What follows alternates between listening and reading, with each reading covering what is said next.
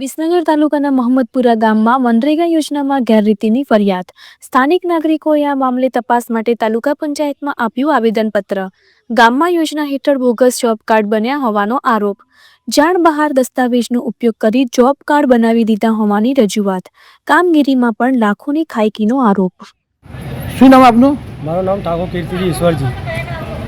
શું બાબતે આપણે આવેદનપત્ર આપ્યું? અમે મોહમ્મદપુરા ગામથી આવેલ છીએ અને અમારા ગામમાં મનરેગા યોજના સહિત અન્ય કામોમાં ભ્રષ્ટાચાર થયો છે, તો એના અનુસંધાને અમે ટીડીઓ સાહેબને આવેદનપત્ર આપવા આવેલા છીએ. સાહેબે શું જાણ? સાહેબે તપાસ કરવાનું કીધું, 3 દિવસમાં તપાસ થઈ જશે. શું નામ આપનું?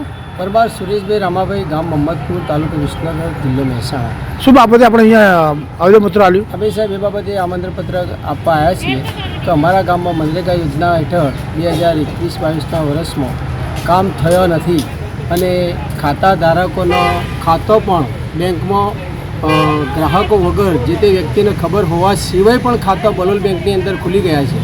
એના અંદર પૈસા પણ ઉપડી ગયા છે, પણ ખાતા ધારકોને કોઈને ખબર નથી. હવે આ બાબતે સાહેબને આવેદનપત્ર આપવા આવ્યા છીએ અને આના વિશેષ ગામની અંદર રોડો બન્યા નથી, અમુક બીજા ઘણા કામો એવા છે અમે જે અમારા જાણમાં આવ્યું છે કે રોડ બન્યા નથી ને એના પૈસા પણ ઉપડી ગયા છે. બરાબર. અને આ બાબતે અમે સાહેબને આવેદનપત્ર આપવા આવ્યા છીએ. રાવલ રમેશભાઈ ઈશ્વરભાઈ નામ છે મારું, અને અમે મનરેગાના એ થયેલા છીએ.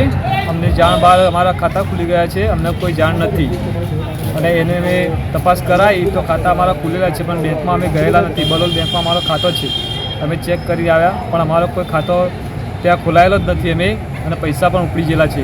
અમે આની કોઈ જાણ નથી અમને. મોહમ્મદપુર ગામે મનરેગા યોજના તેમજ અન્ય કામોમાં ભ્રષ્ટાચાર થયેલો છે 2021-22. એની અંદર 9 આવેદનપત્ર આપવા આવેલા હતા.